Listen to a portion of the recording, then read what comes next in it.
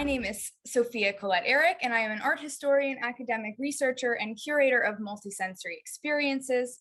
Right now, my main work is with the European-funded project Europa, which advocates for smells and smelling as important to Europe's cultural heritage. And today on the Internet of Senses podcast for the Sense of Smell, we have Rachel Herz with us, and I'm very excited to interview her today. She is a neuroscientist and world-leading expert on the psychological science of smell. She has been actively conducting research on the senses, emotion, perception, motivated behavior, and cognition since 1990.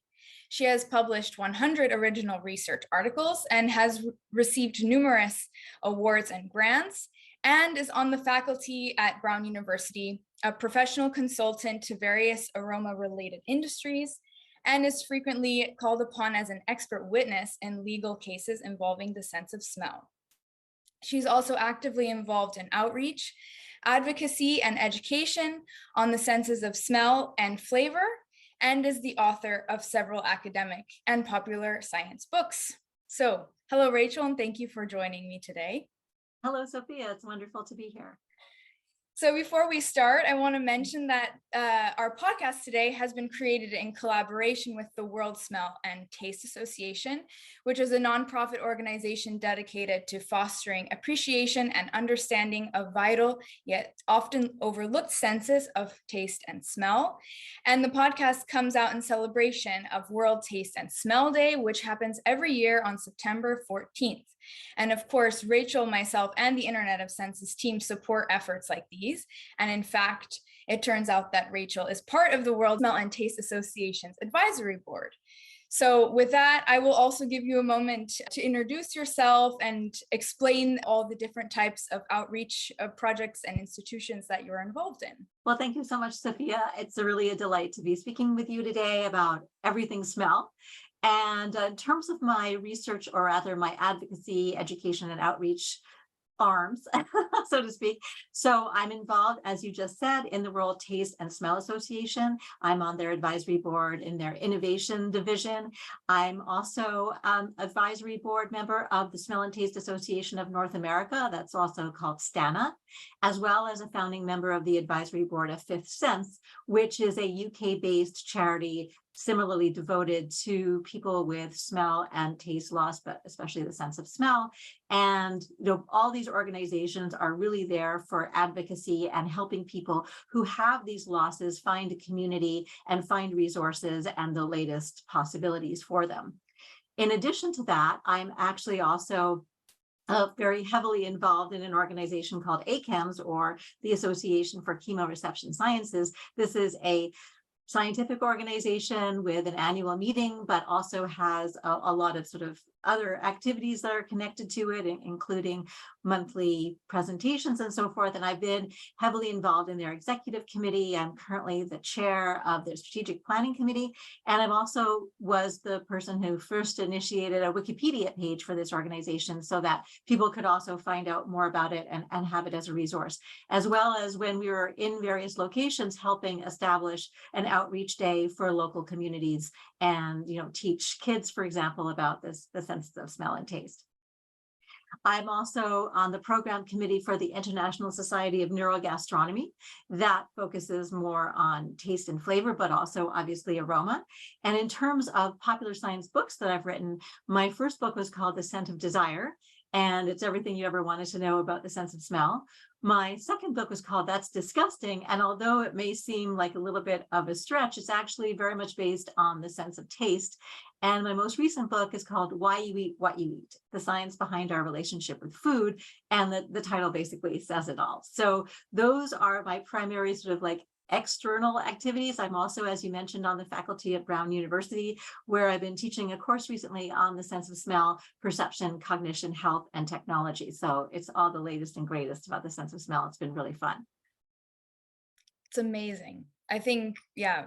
I wanted to first, before we started the interview, I wanted to really thank you for your research and for all of your work, because especially as a female in science and then choosing to research the sense of smell, I'm sure that was not the easiest path, but also it could also be very fun. But yeah, I just really wanted to thank you for your research and just initiate how or appreciate you for all this work and the impact that you've left since you've started researching, which of course we will talk about today. But I just wanted to take a moment to say that to you. Well, I really appreciate you saying that, because actually, interestingly enough, maybe not surprisingly, when I was in graduate school and starting to embark on this path, which was not necessarily the way that I thought I was going to get started, I was repeatedly told by professors, this is a terrible mistake. Nobody cares about the sense of smell, which unfortunately still prevails to a certain extent. And that, you're never going to get a job. This is a really bad direction. Don't go there. Yeah. So it's very heartwarming to hear that, that there's appreciation, even though it's been a little bit of a difficult route. But anyway, thank you very much, Sophia. Yeah, I can really imagine and empathize with it a bit. All right, so I was very, very overwhelmed by the extent of your career and reviewing all of the various things that you've done, the papers you've written, the books that you've written as well. And so how I shaped the interview was a bit different than I usually do. I took some of the statements that you have made in the past, and I tried to kick off some questions from there, because I was watching some of the videos at my desk and going, oh my God, I need to know more about this. So that's how I shaped the interview. And so we'll talk a little bit about smell and taste and olfaction, and also how that impacts health and well-being. And then we'll finish off talking about olfaction and cognitive function. So I will start with something that has definitely become a cliche in the smell industry. At least what I've heard from others is that there's this real connection between olfaction and emotion and memory. And listening to your talks and to some of the research that you've done, I have a whole new perspective of this statement now. So I understand that this is where you dedicated much of your early research. And you said something in your TED Talk that really got me, which is, we might not experience emotion if we didn't have a sense of smell. So this was a very big statement for me. And so I wanted to know, can you expand on this, and then perhaps talk about how the neuroanatomy or the structure of the brain supports this idea? Absolutely. Thank you for that question. And just as a little background, it was in fact this exact question. So what is the relationship between smell and emotional memory that I actually did my PhD on? And the light bulb went off when I was reading a paper in graduate school where the authors used smell to manipulate mood, and it had never been done before.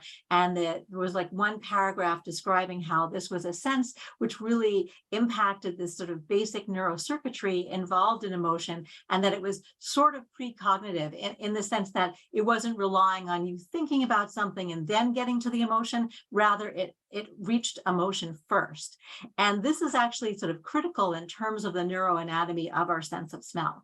So the way that sort of neuroevolutionarily speaking, so going back to that statement of we wouldn't have emotion if we didn't have the sense of smell, is that in terms of the evolution of our brain and evolution of all other brains, the area that is currently subdivided into various different structures, including the amygdala, which is where emotion and emotional memory is processed, as well as olfaction, and the hippocampus, which is involved in various forms of associative learning and memory. These are all structures within an area called the limbic system.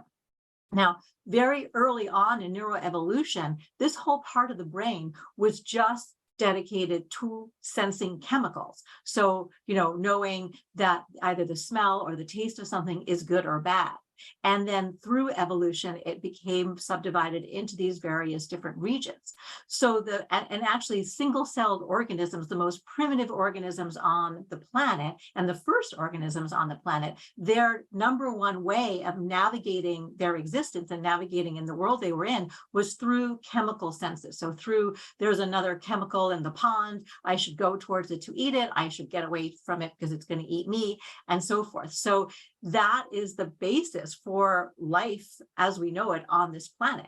And in fact, as a function of the fact that from the point of view of our brain, this chemical sensing part of it was the primary part of it, and then subdivided into these other areas, and most specifically the amygdala, which is where emotion is processed, were derived from being able to sense chemicals. So if it weren't for being able to sense chemicals, potentially these other structures wouldn't have evolved, and most particularly the amygdala, which is where we experience emotions. So hence, if it weren't for our sense of smell, we may not experience emotion. And it's also the case, and this is just from a neuroevolutionary perspective, neuroanatomical perspective, but if you think about what the meaning of chemicals are and what the meaning and function of emotions are, you can see that it's actually completely parallel. So I gave you this very sort of simplistic example of, go towards the good chemical, get away from the bad one. But, that's fundamentally survival. So we need, food to exist. We need mates to reproduce, et cetera. We need to get away from things that are going to consume us, et cetera. However, when you think about what the emotions are doing, it's actually the exact same thing, but at a more complex level. So positive emotions are there to keep us alive. Negative emotions are also there to keep us alive and get us away from or to combat things that are dangerous to us. So the emotional system basically provides the same kind of survival-based information, just at a more abstracted level, as a sort of a primitive example of the chemical senses. And from the point of view of how we respond to smells today, it is actually fundamentally the same way. So we are attracted to a scent. I like that. I want to go towards it. Or we are repelled by a scent. I want to get away from it, which is, again, the sort of fundamental basis for our emotional processing and how we experience emotion. But the interesting thing is that with respect to our responses to smell, they're learned and not innate, almost exclusively. There are a couple of potential examples to that, which I can explain a little later on. But unlike, for example, an innate response to fear, for example, so I dangle a baby off of a cliff edge, for instance, and there'll be an immediate desire to sort of get away from that because fear is an innately sort of established response. But with smell, our responses of I like it or I don't like it are not based on innate responses. They're based on learned responses. And the reason for that is actually because of the kind of animal that humans are. And by that, I mean that we are what is referred to as generalists. So we can exploit and exist in any habitat on this planet. And so what is a good chemical and what is a bad chemical varies tremendously across the different environments that humans can find themselves in. And the most important thing is that we learn based on our first experiences with the environment what is good and what is bad, rather than having it hardwired into us, because there's too many possibilities, and potentially the exact same smell, as it were, could be good in one context but bad in another. So we have to learn based on the situation, based on our experience, based on where we happen to be, what is good and what is bad.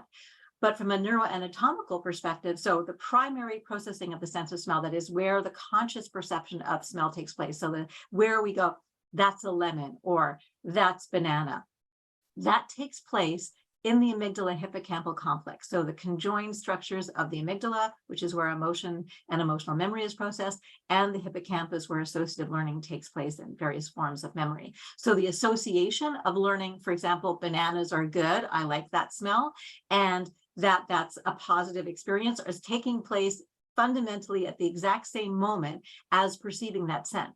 Now, if you've never smelled bananas before, you would have more of a potentially sort of skeptical, maybe cautious response because you don't know what it is. But immediately upon first tasting and smelling the banana, knowing that it was nutritious, feeling that it feels good to consume, you would form a positive link to it.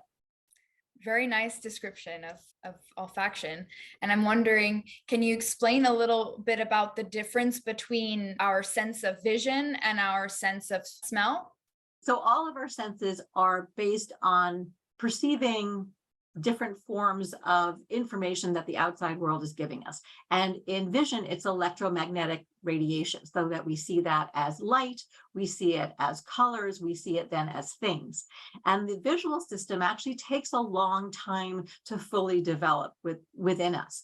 And in fact, it's not until we're about 3 years old that the full functioning of vision within the brain is fully established.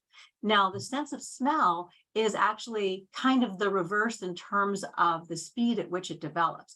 So a fetus, by the time it's only 3 months old in the womb, has a fully functioning sense of smell and taste. That is to say that what a mother is consuming that gets into amniotic fluid, the fetus is actually also experiencing. So what mothers eat is in fact influencing the palatability of those foods for her infant after it's born. So for example, if a baby is born in one culture where there's a lot of spices or particular kinds of foods, that baby is actually going to have a predisposition towards those foods already because her mother ate those while she was pregnant with her.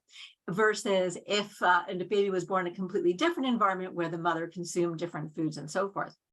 Now, this is part of why our olfactory learning actually even takes place before birth. So you could say, well, how come it is that that baby seemed to already like, that food, even though it hadn't really, formed an association?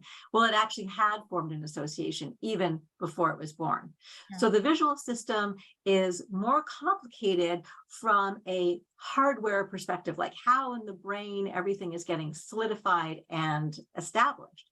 But once it's established, obviously we see things, we're always seeing potentially new things, but the software processing of it is actually simpler. There are only 3 different types of neural receptors that respond to visual stimuli. We have 3 for color, 1 for black and white, and everything else is then, sort of organized downstream. The area of the brain that's dedicated to processing vision is actually specifically dedicated to processing vision. It's the back of the brain over here, the occipital lobe, and there's different structures within it. Now, for the sense of smell, first of all, there are millions of different receptors. In terms of the number that we have, there's actually, from the point of view of the number of different types of receptors that are functional, that are detecting smells, it's about 400, but of course that's vastly more than 4. But it's also the case that it's ever so slightly different for every person, which is also another extremely different thing about the sense of smell and vision. In vision, except if you have a certain form of color blindness, we all ostensibly see the same colors in the world and the same shapes and so forth in the world. Whereas for the sense of smell, everyone actually has a unique nose. And what I mean by that is that the number and the specific type of receptors that are expressed in the noses of every single person is ever so slightly different. So those 400 different types of receptors, first of all, there's fluctuation in exactly what those are across different people. And also, very importantly, the number of repeats of specific versions of those receptors that are expressed in any different person. And what that really translates to is intensity. So if you have more copies of a certain type of receptor, you're going to perceive a smell as being stronger than someone who has fewer copies. And also there are people that have no copies for a particular type of receptor, and they have quote unquote normal sense of smell, but with a specific anosmia. And in fact, there's a very common specific anosmia to the chemical androstenone, which is produced if you're ever, like, for example, cooking pork. And people either smell this as a kind of a sweet or floral scent, or as an unpleasant kind of urine-like scent, or they can't smell it at all. But otherwise they have a totally normal sense of smell. And there's several other examples of these, what are referred to as specific anosmias. Even cilantro, which is a very sort of controversial scent in terms of some people love it, some people hate it. It turns out the people who hate it are actually missing the type of receptor that responds to the herbaceous, really sort of lovely green notes, and are only kind of getting the soapy aspects of it. So there's a lot of differentiation between the sense of vision and smell, which I could go on forever, but I think we could stop there. I was curious about how you started this research, because I understood that your PhD, which you did specifically on neuroscience and the connection in the brain between smell and emotion, I understood this was very new. And so I was curious how you started the research process, because already researching the sense of smell now, I think can still be difficult. So I'm sure when you started your PhD, it was also difficult. So was curious about that. Yeah, thanks for asking me that. So actually, at the time, I wasn't really looking in the brain at all. The brain I got to later. I was really just looking at overt behavior, subjective responses, and so forth. But my background actually from my undergrad was a combination of biology and psychology, initially just in biology. And then for my master's work, I really did it in zoology. And in fact, that's where I got really strong grounding on evolutionary theory, and where the paragraph about this, connection to this primitive sense and everything really sparked response to me. But in fact, it was while I actually spent a summer before I finished working in a lab when I was an undergraduate, and then did an honors thesis with that same supervisor. And then I took a year off, and this was before the gap year was really popular, but I took a year off and worked for half a year in that same lab, and then traveled all over the place for the other half of that year.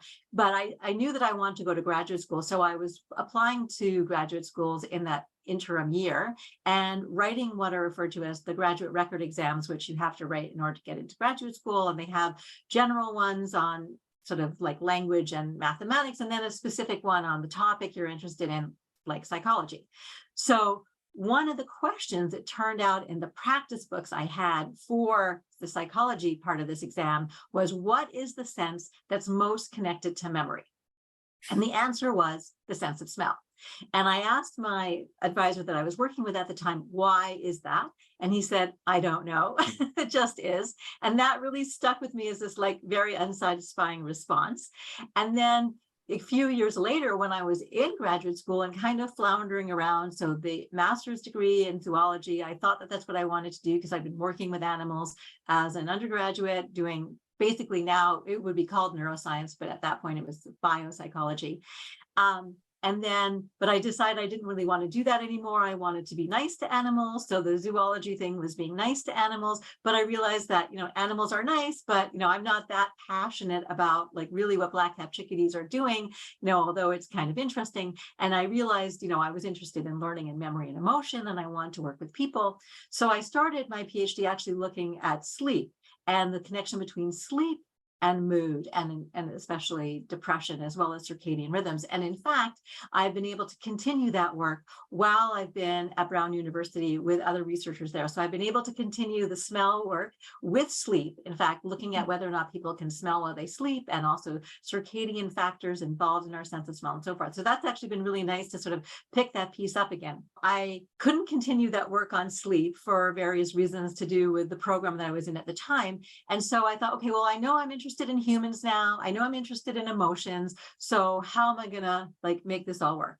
So I was taking some courses, and this is when I came across that paper about these researchers that decided to look at the way that smell is a very sort of basic sense that sort of directly affects the limbic system and has this sort of primitive connection biologically also to survival instincts, like approach and avoid, and positive and negative feeling states, that this suddenly lit a light bulb off in my brain that said, aha, I know what I can look at. I can look at the connection between smell and emotional memory and see whether or not the sort of anecdotes are in fact true. Is it the case that when someone has a memory brought back by a smell, is it really different or better than other kinds of memories? So like the classic Proustian sort of experience. Yeah. And so this is what I ended up doing my PhD on, and how I ended up doing it, because I'm from Canada. So where I was working was at the University of Toronto, and there was nobody there who could specifically guide me on this.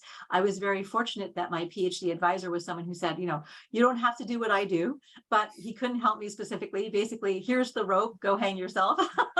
I'm not involved, just go figure it out if you can. And so the person who was the most renowned in terms of the psychological study of smell, someone named Trig Engen, was actually at Brown University.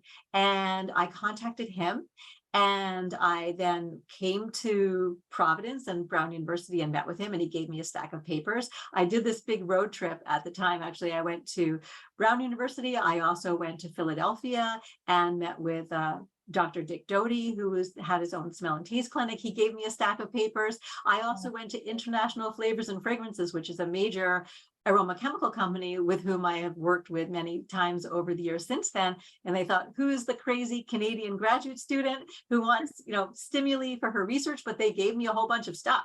So like I came back with stuff and stacks of papers, and I decided to basically develop a paradigm where I compared people learning associations to emotional images. And I specifically used paintings because I thought they'd be a bit more evocative than just still photographs, because we have so much overexposure to photographs. So I used very emotionally evocative paintings, paired them with either the smell of something, seeing that same thing, or hearing that same thing, or feeling that same thing. So for example, let's say it's popcorn. So you could smell the scent of popcorn. You could put your hand in a little bucket that you could feel the popcorn kernels. You could hear popcorn popping, or you could see popcorn kernels, or even the word popcorn.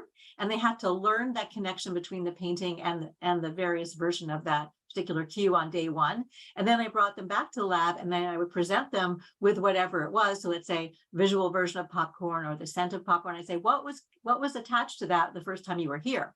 And I looked at both accuracy, do they write about the same painting? And then I looked at how emotional that memory for that painting was.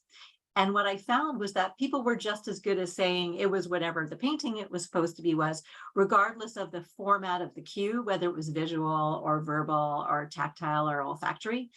But when they were recalling the memory of the painting that had been associated to the cue when it was in smell form, their memory of that painting was much more emotional and much more sort of evocative in various other ways than it was in any of the other conditions. And so that was the foundational work, which I then extended to looking into how the brain is being activated during those memories, also autobiographical memories versus, memories of just something you'd have to learn and so forth. And that was sort of the beginning of that part of my career. And these stacks of papers that you received, what were they? Were they academic papers? Were they so very well researched pieces of work, or like what kinds of things did you receive? So they were all academic papers. They were really what was known at the time, and there wasn't a huge amount. So, actually there was work that was being done in Europe, there was work that was done in the United States, and it was basically, what people knew at the time.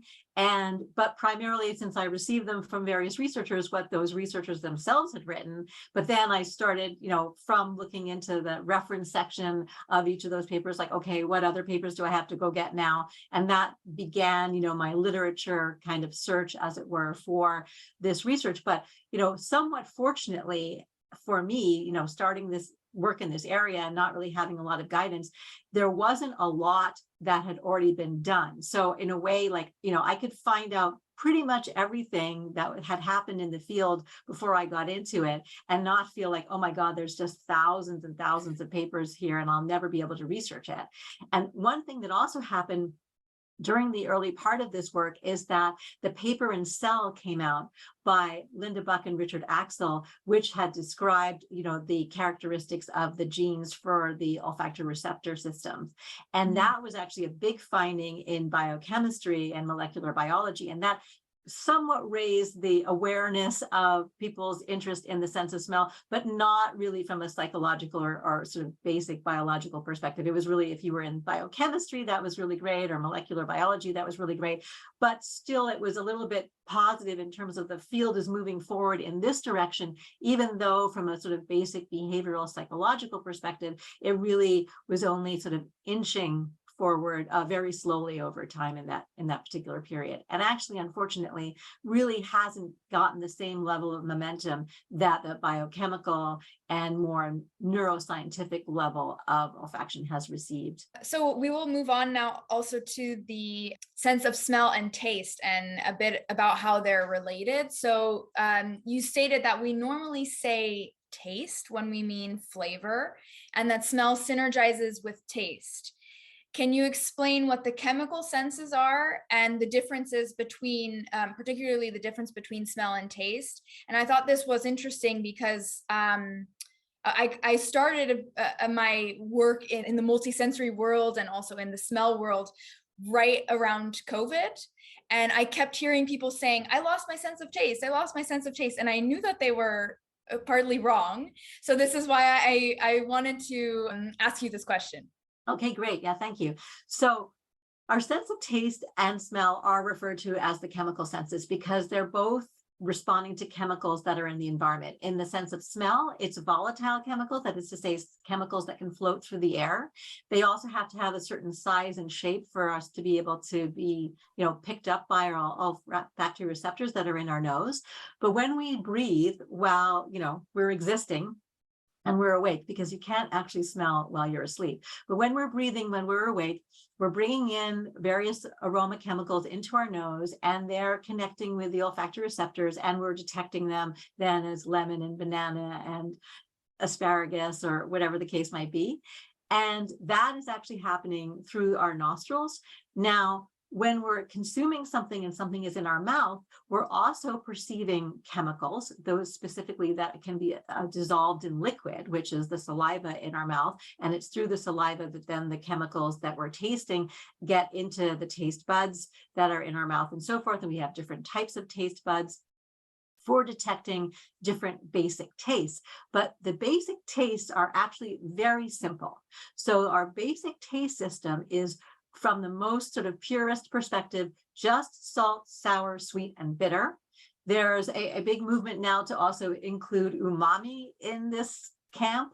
So 5 basic tastes. I won't go into, the pros and cons of including that. There's also a little bit of argument for saying there's a fatty taste. So for example, when we consume something with fatty acids, but it's also really a feel. So like the creaminess of ice cream and so forth, as well as possibly even an electric taste. Like if you were to put a battery on your tongue, you'd feel this tingling. But without getting into all that, sort of our basic experience of food really comprises salt, sour, sweet, and bitter. And the reason I find umami difficult is actually most people, when they're tasting umami, think that they're actually tasting salt.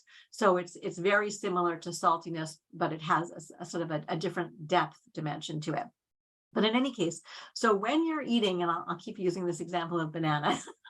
So when you're eating a banana, for example, from the point of view of taste, the only thing that you're perceiving is sweetness, and depending upon the ripeness, maybe a little bit of sourness. What makes the banana a banana rather than just some mushy kind of thing that you have in your mouth with a little sweetness and maybe a little sourness is the aroma that's coming from the banana while you're consuming it. And the aroma is being released depending upon what the food is actually, and heating makes a big difference to this. So when you're eating something that's hot and, for example, the steam is coming off the plate as it's being brought to you, you can smell that food before you start to eat it. So you're smelling it through your nostrils. And then as soon as it's in your mouth, what's happening is there's an open airway system between the back of our mouth and our nose. And it's through this open airway system that as we breathe, so when we inhale while food is in our mouth, and that's bringing the aroma chemicals that are from that food up into the back of the mouth, into the nostrils, landing on the same patch of tissue where all our olfactory receptors are, but coming from the back of the mouth. And then the exhalation, so breathing out, sort of whooshes it along. And it's this breathing process that we're doing while we're eating that allows us to also smell at the same exact time as we're tasting. So we have the taste of sugar, slightly sour, with the aroma coming from the banana, and the brain then knits these two perceptions together and produces the experience we call banana while we're eating. And because it's taking place in the mouth, it's like a localization illusion. We think it's coming all from the mouth, but it's really coming from both the mouth and the nose, and fundamentally really just coming from our brain, because our brain is putting those two together. And so what we really are experiencing there is the combined perception of smell and taste, which is flavor.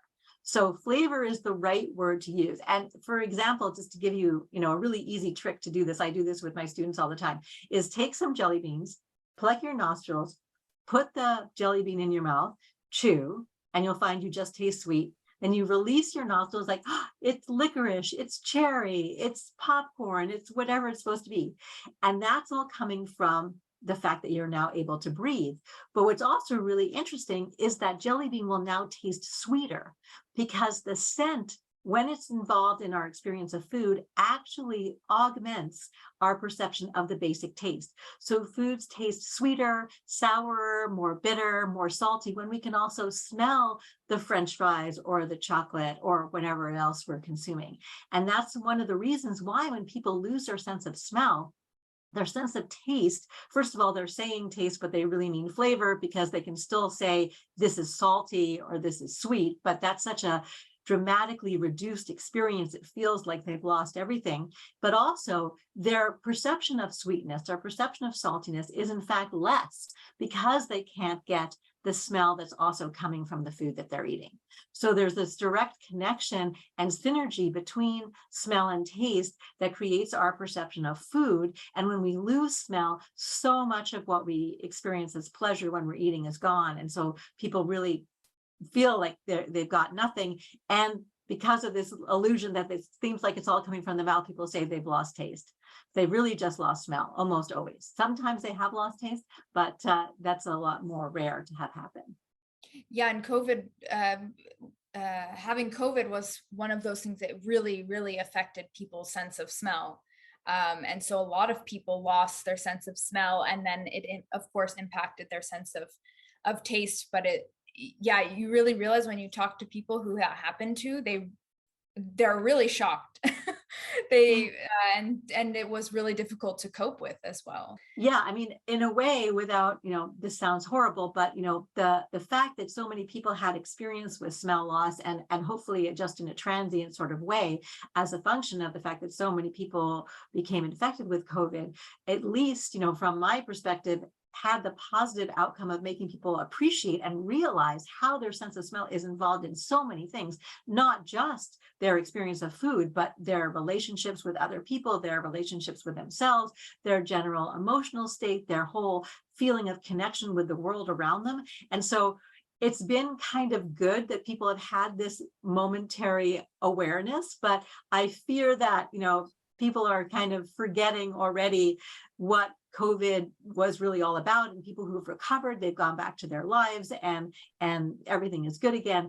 But I have hoped that there is at least some level of appreciation of the sense of smell that will last and be surpassed compared to what people responded to smell beforehand.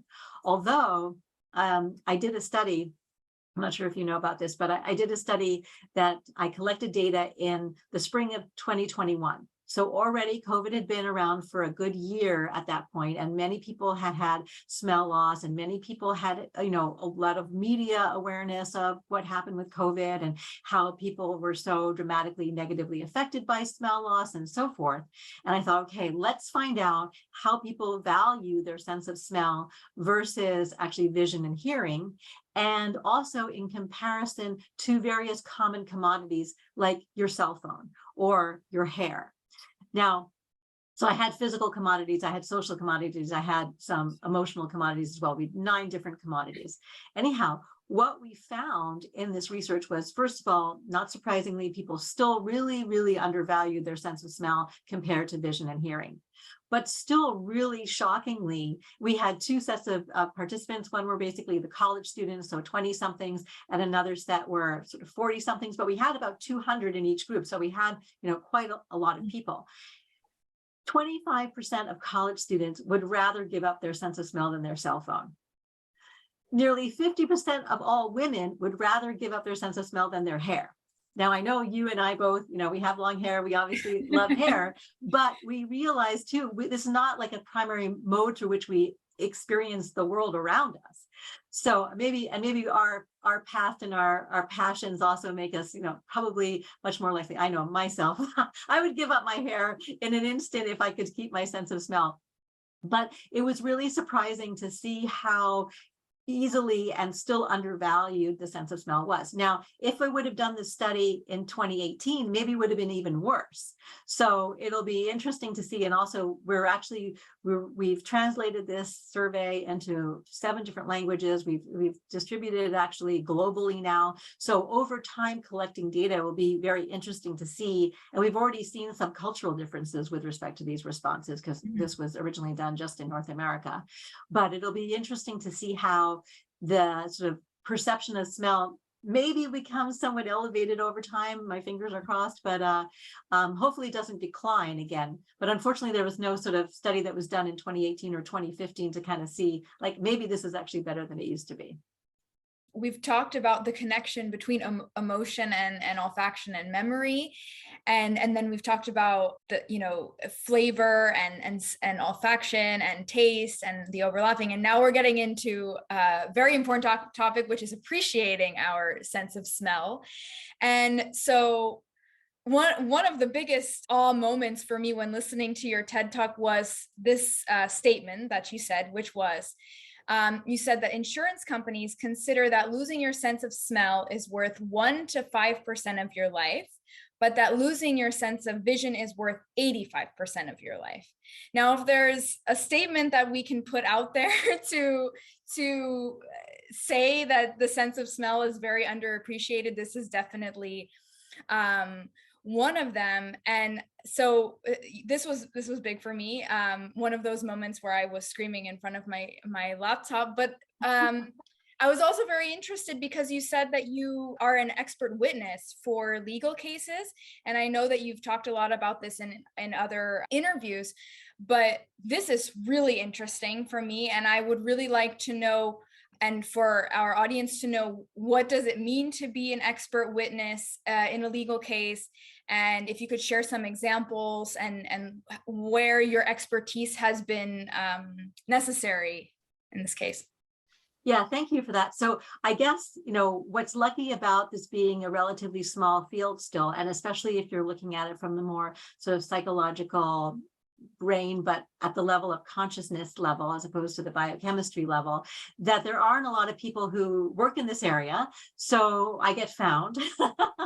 And this actually started probably over about 20 years ago. It was my first time in getting experience being an expert witness. And it actually, being involved in this case is what led me to write the book, The Scent of Desire, because it was getting to know this woman who lost her sense of smell. And there's sort of 2 different types of cases I'm involved with when I'm an expert witness for smell cases. The most common is people who've lost their sense of smell in some sort of an accident or some kind of traumatic event. And the insurance company, as you just mentioned, wants to give them, basically a penny. And everything about their life has been turned upside down. So that everything is completely falling apart in really dramatic and drastic ways. But the insurance company is like, you just lost smell, who cares? And, the American Medical Association also basically has never supported that the sense of smell should be considered as anything important. But when I first met this woman that I was first involved with in a case like this, and she really epitomized absolutely everything falling apart from her. She was a young woman. She was recently married, had a good job. Everything fell apart. Her relationship with her husband, she felt that being intimate, she no longer had either the desire or a feeling of connection. She felt like she had originally been planning to start a family soon. She became really worried if she did, she wouldn't be able to recognize if her baby, maybe not just a soiled diaper, but if something else was wrong, or smelling smoke or something else in the house, if she was cooking. She became very worried about that. She became very worried also just about her body odor in general, started becoming very reclusive, worried constantly that she was emitting a bad smell. Her whole emotional world also really fell apart because there's such intense connection between the processing of smell and the processing of emotion. When one side of that equation malfunctions, so does the other. And this is a really serious thing. So depression and olfaction are deeply, deeply linked.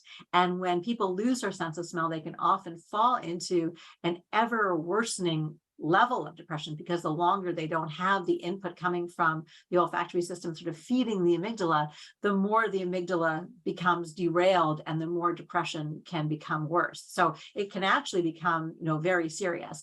But in any case, these are just some examples of how her life had really just been a disaster. Also, even from the point of view of what she did for a job, because our cognitive and spatial capabilities are also very much connected to our sense of smell. And she felt that she was losing some of her acumen and capabilities with respect to the job that she had to do because her sense of smell was gone. She couldn't think properly. She couldn't do the same level of sort of detailed analysis that she had to do prior to that. So, but she also kept on saying to me that she never paid any attention to her sense of smell before this accident. She had no idea that losing her sense of smell would lead to such dramatic changes in so many areas of her life.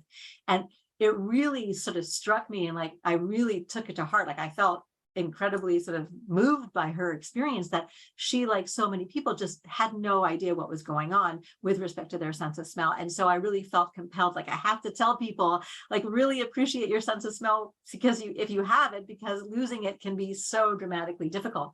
Although I do want to just sidebar here and just say that there are people who are born without a sense of smell, and their abilities to cope with the world are actually more or less usually fine, and they don't have the same levels of loss that people who've had a sense of smell and then lose it experience. So being born without a sense of smell is a really sort of a different story than people who have had it and then lost it. So just, people who are born without a sense of smell are like fully functional, fully coping, good lives and so forth. So just to sort of sidebar say that. But anyway, so my jobs in cases like hers are to basically convince the insurance company by going through all the levels of her life and providing evidence of how this, changed. Her emotional world changed, her personal world changed, her work world changed, and how all those things have been really dramatically negatively impacted. And then the insurance company can see, aha, it's not just worth 1% value of her life's worth. It is, I hope, also seen as worth another 85%. So that's my role in those cases, is to try to convince the insurance companies to pay big for this loss, because otherwise they really don't want to compensate victims of smell loss from accidents and so forth. And then the other side of the work that I do in this area are when there is a scent that's in the environment. So people are living in a particular area, and typically what's happened in these cases is that they've been living in this area for many, many years, and often simultaneous to their living in this area, there's also been some sort of facility that's produced some sort of something or other, some commercial product, typically food-based at some level, that produces some sort of scent. So the people that live near the factory can smell it. Now, there's no evidence in any of the cases that I've been involved with that any of the scent that's being produced has any harmful qualities to it. It's typically what happens in these cases, people somehow suddenly begin to perceive this scent as being intrusive to their daily lives. And so its smell is getting in the way of me being able to just enjoy being outdoors or even in my home without this smell being there. Now, typically, interestingly, in many of these cases is that, first of all, as I mentioned, people have been living there for a long time. This factory or whatever has been in production for a very long time.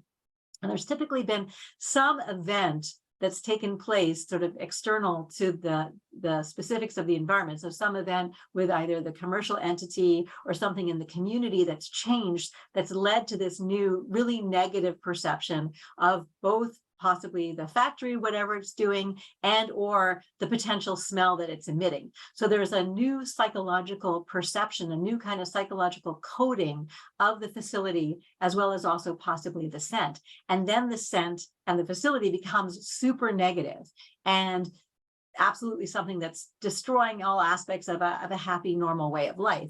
And typically in those cases, I'm actually working for the side of the facility to try to demonstrate that actually nothing new is happening, nothing dangerous is happening. And most likely, because these people have been living there for so long and coexisting with the smell and the factory, probably can hardly even detect it. Because when we live with a smell, just like the smell in your house, it's very hard to actually perceive the smell. We become adapted and habituated to it, so we perceive it much less than people who just let the first time they get there and then they can smell it.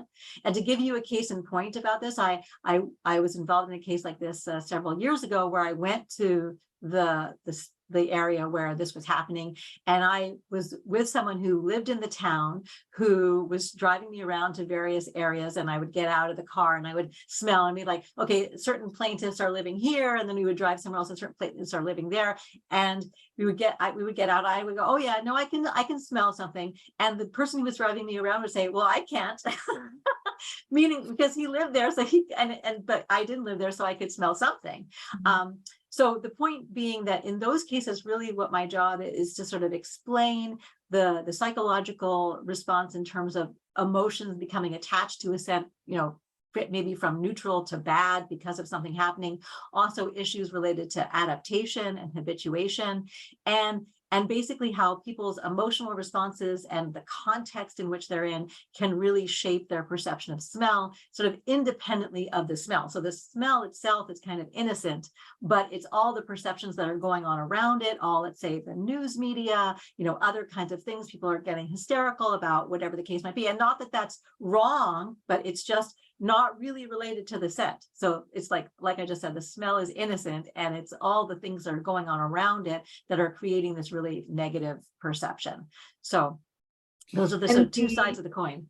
And the outcomes of these types of cases have some of the regulations around, for example, insurance companies valuing your sense of smell higher. Is there an outcome of this where insurance companies are like, oh, we need to reevaluate how we compensate for the sense of smell versus vision? Or is it just, okay, this is a one-off case and that's it? Well, that's a great question. I actually don't know the answer to that. My feeling, though, because I continue to be brought in, is that it hasn't really changed systematically. And also, of course, there's different insurance companies. Maybe after a big claim, let's just say with one particular insurance company, they may think, maybe we should revise. But typically, I think insurance companies, their goal is to pay as little as possible, so my perception is that they probably have not changed their standards. It hasn't really happened across the board that there's been any real change in standards from the point of view of the American Medical Association as the sort of guidepost for, how insurance companies then take that information and then, assign values to different types of losses, physical losses, sensory losses, and so forth.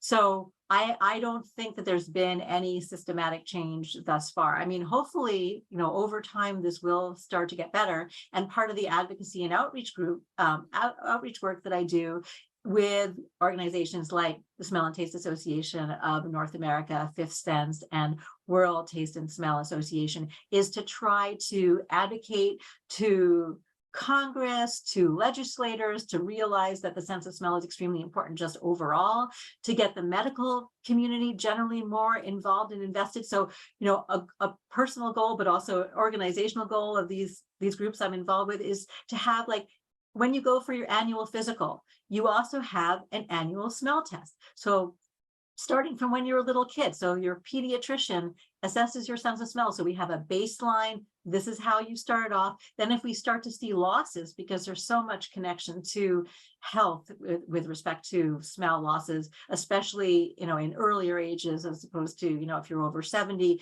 then it can be just gradual loss associated with aging. But at younger ages, it can be quite significant and be quite meaningful in terms of a pre-diagnosis for other serious conditions. And in any case, sort of having this as something that's just part of the medical world's daily practice. And I think that if that happens, then I think that there'll be changes to the guidelines and so forth, which then hopefully will trickle up to insurance companies' values and everything else, but not so far, as far as I know. Yeah, and that really well transitions to my next question, which is, do you think that actively training your sense of smell and regularly can improve our cognitive function and well-being and extend our life, or and be very beneficial to us? And if so, how do we start doing this? So absolutely, daily exercising of your nose is extremely important for both our health span and our lifespan. There's a great deal of evidence, and more is constantly accumulating, that actually actively sniffing has direct positive benefits both on our ability to smell, so we're actually can improve our sense of smell in and of itself, but also directly translate in particular to cognitive capabilities. And this is especially important as we age. So just normal aging, and memory starts to be a little iffy here and there, like what's that person's name, or I just forgot what I was about to say. I mean, that starts happening in early adulthood. It gets worse over time, but just activating the sense of smell directly and specifically can actually improve just those very basic functions, which also have more extended cognitive sort of output in terms of our brain health. So basically just improving all aspects of what are referred to as executive functions, so attention, memory, verbal capabilities, so planning, organizing, and so on. All of that is actually improved by having a better sense of smell and by actively stimulating the sense of smell. And overall health also is very tied to the sense of smell, mainly from the flip side. So if you start losing your sense of smell, especially in sort of middle or earlier adulthood, this could be a really important sign of either that you're being exposed to toxins generally, and your smell system is sort of the first sort of signal that things are going wrong, and there are other internal systems that may also be affected, or that you have some sort of underlying illness that is just beginning to manifest. And in particular, Alzheimer's disease and Parkinson's disease are heralded sometimes by a decade or more before by problems with the sense of smell. And in all these cases, the sooner that treatment can be done, sooner some kind of intervention can be made, the better the prognosis overall, health span, lifespan, and so forth. So it's very easy to exercise your nose. So just like going to the gym to lift weights, and you don't have to leave the house at all. You don't need to buy any equipment necessarily or do anything, but you should also be exercising your nose every day. And all you need to do is get some things that you have in your house that have specific smells. And I would recommend, so the traditional form of smell training is 4 different scents that are quite different from each other. And you want to sniff them, sort of actively, deliberately sniffing, and also thinking at the same time about what it is you're smelling. So not just sniffing and, thinking about a grocery list, but sniffing, let's say, the peppermint, and thinking about peppermint candies or candy canes, or about Christmas or whatever it might make you think of. And you sniff that for a few seconds, and then you sniff, let's say, peanut butter for a few seconds, and you think about how you like peanut butter, or maybe you don't like peanut butter, or whatever. Maybe you sniff some of your favorite shampoo, you think about that, and maybe you smell something else, I don't know, coffee or whatever, some other thing that you have in your house, just very easy, that is connected to you in some way. And you smell and you think for a few seconds each one. And you do this, it's best, especially if you have smell loss, in terms of helping people regain their sense of smell. This can actually really work for many people. It doesn't 100% necessarily work for everybody, but with respect to helping people with total smell loss, as well as helping people who have some smell loss get a better sense of smell, sort of actively training your nose and doing this kind of thing 3 times a day for at least 3 or 4 months. And then if it's not working, switching to another set of 4 scents and moving on from there. But if you're just someone who, wants to help their future health span, lifespan, then just every day taking 4 scents and sniffing and thinking. I mean, there's no direct evidence that just once a day is good enough, but that's what I do. I don't necessarily do 4. I sometimes do more. I sometimes do less, but I smell deliberately every day. And I don't know if it's had any impact on me so far, but I truly believe, and there's definitely evidence that just doing this is really good for our overall health, and especially our cognitive health. And if it were ever the case that I were doing this and be like, I don't know, I can't really smell this today, that would be a really important signal for me to go get checked out. And the sooner I would know that maybe there was something that needed to get checked out, the better I think the outcome would be. Well, I told my whole family we're going to start doing this every day. This is like a rule now in my family. So we're all going to start. I mean, of course, now, especially in my job, I actively smell all the time.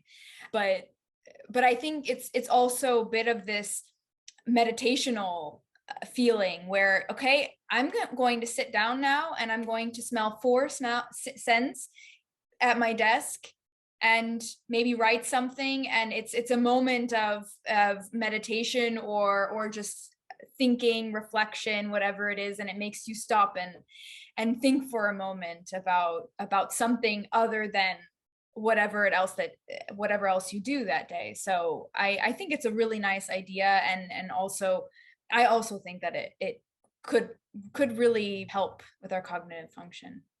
Well, I really like what you just said too, because it is a moment to really get into the moment. So you're not doing anything else for maybe that minute where you are smelling those four scents and thinking about them. And Yeah. even if it's just a minute, that grounding, that focus, that concentration, I think overall has benefits, generally speaking, for mental health in all kinds of ways. So not just cognition, not just improving your sense of smell, but actually also improving your mental and emotional health. Yeah. And I wanted to talk about the trainings and presentations that you do about the appreciation and importance of olfactory dysfunction and anosmia for medical professionals. I found this a really interesting part of what you do. So I know that we've talked about this, that olfactory dysfunction can be an early diagnosis or lead to a diagnosis of different neurological disorders. So why do you still have to reinforce this aspect that there's an importance of olfactory dysfunction? Where does this lack of legitimacy lie, and what kind of responses do you get to these trainings? So, well, I think, we've been talking for the last hour, basically touching on so many aspects of the importance of the sense of smell, but also with the backdrop of people in the general world just really not being aware of its importance and its centrality, both to physical health, mental health, general function in life. And I think that this is just a pervasive and unfortunate fact that it just has not established itself as the importance of, for example, a sense like vision. And there just isn't really a lot of training from the point of view of, when people, for example, go to medical school, it's very rare that they would get any specific courses or particular training about, how smell loss may be impacting other aspects of physical health.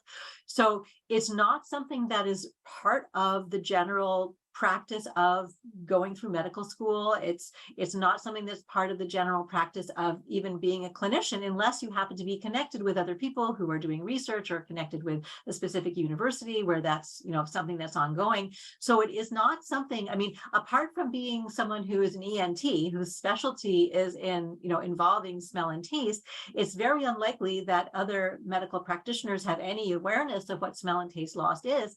And even ENTs, for the most part, are just sort of like basic testing, and okay, well, there may be some loss, and it's only, most of them probably even to this day really only see the dysfunction as having application to experience of food and maybe nutrition and, Can I interrupt sensing you very danger. quickly?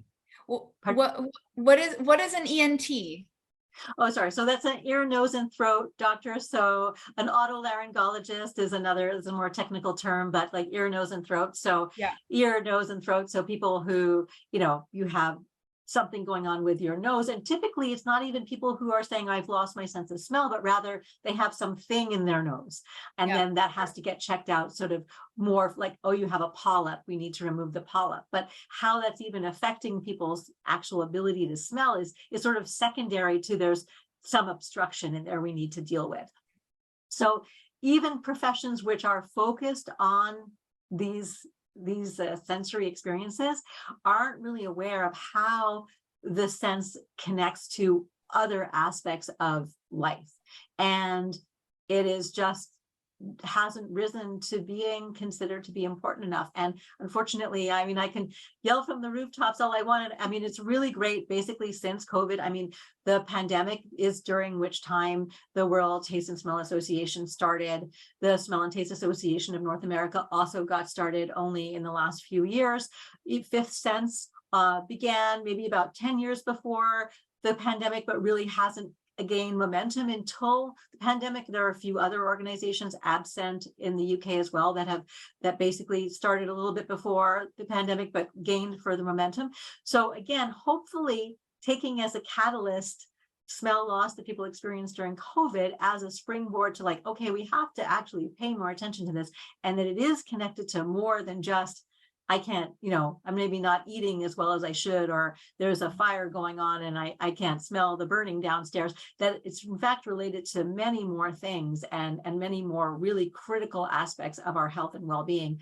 I hope becomes more well-known and realized, but I can't say for sure that it'll happen anytime very soon, although I definitely hope that it does. And like I said, legislation like making universal smell testing something that is part of, your annual physical and other aspects of just sort of, your wellness checks, to the extent that that ends up happening, I think that they'll be trickled down to the general public and the medical community overall. Yeah, I think that would be really great if your olfaction, sense of smell, would be tested regularly, or when you're having certain symptoms. I think that would be amazing if that became part of the medical field, because there's a lot of times where you hear people saying, oh, I lost my sense of smell, but my doctor doesn't know what to do with me, or how to help me, or how to educate me. And I think that becoming on the map or on the board would be very, very big thing, and very amazing as well. Okay, so I wanted to now move a little bit to, I guess, a very different question in a way, but not. When familiarizing myself with your research, this relation between olfaction and social interaction and biology and psychology and all of these things became very, very clear. I mean, I knew this already, but I think this was much more emphasized in my head and really brought forward.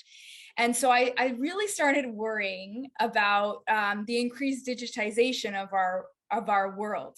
And like, for example, right now, you and I are not together in a room, but we are virtual. And a lot of my interactions with my coworkers are virtual because we work across Europe, right? So it's happening a lot more and more that we have more virtual interactions. And of course, there's virtual reality and augmented reality and all of these kinds of technologies. But from you, I know now that it is so important that we smell people, we smell things, we smell our environments. And there was also this light bulb that went off that was like, okay, if we're not smelling, then maybe our memory and cognitive function will really decline and go down. So if we as humans rely on this stimulation for our cognitive functions, are you at all worried about the increasing digital social interaction and engagement we're having, whether it's like online dating apps or just virtual work, remote work, and that these don't include smell? Will these harm our cognitive functions? Now, I know that you are also an advisor on OVR Technology, so I know that you are familiar with virtual reality that does have olfaction integrated, but I just wanted to open this up and know what you thought about this sort of very digitization of this world, of our world, because it increases more and more each day. Yeah, absolutely. That's a really great question, and it's a really big question. So first of all, absolutely, I am worried. I'm worried in general about the sort of, impersonal interactions that people have, so much more so than personal direct interactions. And I think we've adapted fairly well. I mean, at the beginning of the pandemic, suddenly everyone had to do Zoom. I remember when I first started teaching using Zoom, and it was all over the place and it was really difficult. But we've adapted in a very short time to being very skilled at it, to getting nearly as much out of virtual sort of interactions as we do, or at least we think we do, from interpersonal direct physical interactions. But it is still definitely missing a whole set of nuanced levels of experience. I mean, for one, we're definitely missing the smells that we're either not sharing because we're not in the same room. So we're not both smelling like somebody's baking something next door and you can smell it and I can't, or whatever the case might be. It's also the case we can't smell each other. So I don't know what perfume you're wearing. You don't know what perfume I'm wearing, or what shampoo I use, and so forth. So there's all that, but there's also, in connection to that, and this also really brings home the connection between olfaction and emotion, there's a sort of emotional distance. It's like we are literally behind a pane of glass with each other. And that that people who lose their sense of smell, that's often how they feel, like the world is somehow outside of them. They can't quite touch it. They can't quite feel it because that emotional dimension has really been damaged without a sense of smell, sort of connecting them with themselves and the world around them. And that is, I think, one of the fundamental problems with these two-dimensional relationships that we are having so much more of. But at the same time, I think recognition of that and then bringing smell into these interactions and making it the case that maybe we share a sense. So maybe it's not what you and I are really wearing as perfume or what's cooking down the hall, but we say, we're going to turn on the scent of peach while we're talking, and you're going to turn it on your computer, and I'm going to turn it on my computer, and we're sharing that same scent at the same time as we're conversing. That, I think, will make us maybe feel closer to each other than just behind a computer screen with each other. So part of this I see as an opportunity to bring smell into digital experiences, simple two-dimensional ones like this, and definitely also in virtual reality. There's amazing opportunities to bring smell into that and to make that experience so much richer, much more immersive, much more sort of involving, and especially emotionally involving. So, and that there can be a lot of really interesting applications that can be drawn from that. So at the one hand, I think where we are now, we're definitely missing something, but I think it could be that this allows the next level of opportunity to bring scent into it. It won't be the same, but I do think that it could add something to the experience that we're not getting yet. But the other side of that is that from the point of view of kind of losing our sense of smell because we're not smelling each other's environment, that's another reason why I think smell training is so important. So I am living in my own home and I have my own stuff around me, but I have a lot of different scents also around me. I have pick something up right here. So I can be smelling while I'm sitting at my desk and actively involved in that. I can go outside, and I luckily, live in an area where there's lots of trees and there's flowers. I deliberately smell the roses every day, and I try to smell other things around me in the environment that's around me. So I think that, still actively engaging our sense of smell with what is around us will maintain our healthy sense of smell. What I'm actually more worried about is at the level of climate change and how that actually both potentially destroys things that are currently scenting our environment so that we lose those scents, and they may be gone, they may become extinct from our world. And I know that you're definitely this connects to some of what you're doing, as well as the fact that maybe just toxicity in the air from pollution could also have really damaging effects on our sense of smell, so that we end up not being able to smell the things around us that are still out there because our sense of smell has been damaged by the toxins in the air from climate change, which hasn't happened yet. But these are from the point of view of what I'm worried about, these are things I worry about for the future, and how if we then become much more indoors and virtual, how it'll be so much more important to make smells a part of that level of experience. Yeah. And I think I'm wondering about this very social aspect of the smell, because of course we can go out, we can actively smell, we can work on it individually. But I think especially with the increasing social media interactions, you can see that people attack each other on social media very, very often. And I sometimes have this wonder in my head, is it because we're not in person, smelling that person? No, we're kind of we have this, yeah, it's so impersonal, right? We have such a barrier. And so, yeah, it really worries me what will happen if we really don't have social interactions in person anymore, and instead we're not social in that way of meeting people. And I mean, perhaps meeting virtually with smells will be a little bit of a in between there, but this is something that I really think about, is the social aspect of it, which is also something that you've definitely touched upon in your various research paths. So Yeah, well, I am completely in agreement with you. And it is something that I worry about, our continued and extended isolation and inabilities to actually even know how to interact with other people. And you think about it, all these shootings that take place constantly. I mean, one of the things that you brought up that makes me think about this actually, so shootings are the #1 form of sort of deadly human interaction. And it's much harder to shoot, it's much easier to shoot somebody than it is to stab them, because shooting, you can do at a distance. You don't have to be, you can be across the street, you can be driving by in a car, you can be, you can be fairly distant from someone and shoot a gun at them. To stab someone, you have to be up close and directly personal. You have to physically touch them. You have to be able to smell them as well. And it's much harder to actually physically kill someone with your hands than to kill them at a distance with some weapon that you don't have to even get anywhere close to them.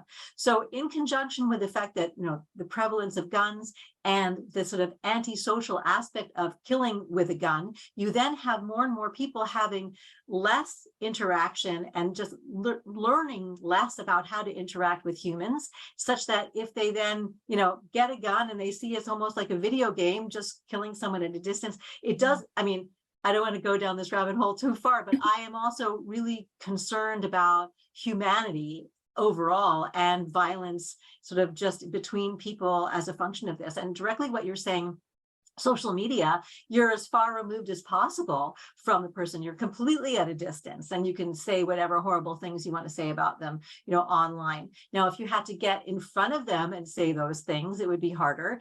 And it would be a lot harder, really directly, like standing 1 foot in front of them. But what I am really worried about is this sort of leap that people will make between, I've never really interacted much with my neighbors, and all of a sudden I'm pissed off and I happen to have a gun and I go outside and I just shoot someone from across the street. And I mean, that literally just happened. And I can't remember where, but I just saw some headline. This happened somewhere just yesterday in the US. And I'm sure it's happening constantly. I mean, it's just really terrible and frightening to me, the level of social violence that I think is increased by interpersonal distance, and that we are living in a world where this is becoming more of a serious issue all the time. yeah, we're really emphasizing here how olfaction and vision. So vision is often called like the distance sense. You can call olfaction approximate sense. So we're getting there as well. So we're going to conclude our podcast now, and I want to, although we're running a bit long on time, I think I want to ask both of these questions. So I'm going to ask them. The first one is that you obviously have spent a very long time researching olfaction, and I wanted to know if you've developed olfactocentrism, or where your world is just all revolving around smells and olfaction, and how you approach your biases and keep yourself curious also about the multisensory aspects that our world has to offer. Well, I don't think, if I can defend myself, that I have olfactory centrism. I think I have, appropriate olfactory awareness that most people are really just blind to and don't have. So I don't go into a situation, all I'm doing is smelling. I'm not, seeing or hearing or getting any of the other appreciation. I think I'm constantly in a multisensory world, but recognizing that smell is actually part of that multisensory world, as opposed to for not even recognizing that that's part of my experience. So I think that I have an awareness which makes me appreciate the 5 senses dimensionality of the world rather than a 2-dimensional appreciation of it, let's just say. So I don't think that I personally do have a bias that's actually in any way negatively impacting my existence or the work I do with other people or other organizations. I think everything that I do is actually just trying to shine a little bit of a spotlight or make people realize there's something else going on. Because one of the things that's also really interesting about the sense of smell, and one major reason I think that it constantly is overlooked, is because smells are invisible. And we are so visual as creatures, and we always want to know what it is. So if we don't see it, we have to have the word for it or know the thing for it. So the semantic information is the primary guiding force. And when something is invisible, like smell, we often can actually discount it even being there. So if people don't know what a smell is, and you say, oh, did you smell the something or other that was in the room? They will actually say no, because they don't know what it is. And if you say, oh, well, actually, there was a smell here, or there is a smell here, it's this perfume, so-and-so, it's this new smell, you may never have smelled it before. And then they go, oh, that's what it is. Yes, I can smell it. So you can actually turn perception on, even though they were ostensibly like picking it up. Their brain basically canceled it out because they didn't know what it was. And there was a really good sort of basic kind of philosophical premise that it isn't that we know what we see what we know. So knowing what it is makes us able to see it, and we definitely smell what we know. So if I don't know what it is, I don't smell it. And I think that that's a really important kind of guiding force of how the human brain is organized and how we perceive the world around us. Great. So I usually ask my guests to look forward in time and predict what they hope for future research, which you actually kind of did. But as someone who's been working and researching for 30 years and kind of dedicated part of your life to this, I wanted to ask you to reflect back. So has the perception, the approaches, and research of olfaction changed? And was it better from your perspective? And what do you think of this? I think we're in a bit of a scent revolution right now, or it's like the hot topic. So I want to know also what you think about that. Okay, great. Well, we're definitely at the highest point that we've ever been, at least in terms of sort of, as far as I know, sort of modern culture. I mean, there were, more ancient cultures where smell was actually much more important and much more a part of daily life and appreciation. But at least in terms of, let's say, the last couple of centuries, I would say that the sense of smell right now is getting the best attention that it's ever gotten, and especially from an academic and from a scientific and a sort of a technological perspective, that people are really putting money, they're putting effort, they're putting resources into understanding the sense of smell and developing new techniques and new technologies connected with the sense of smell.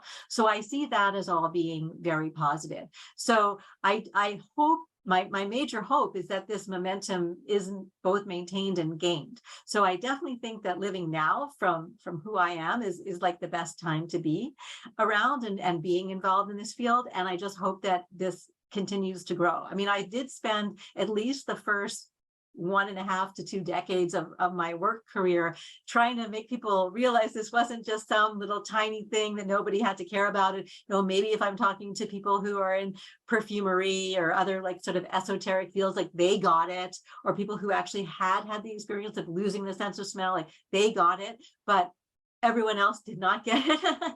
I think that maybe now the most people are getting it that have been able to get it. And I just hope that continues. So that's my hope for the future.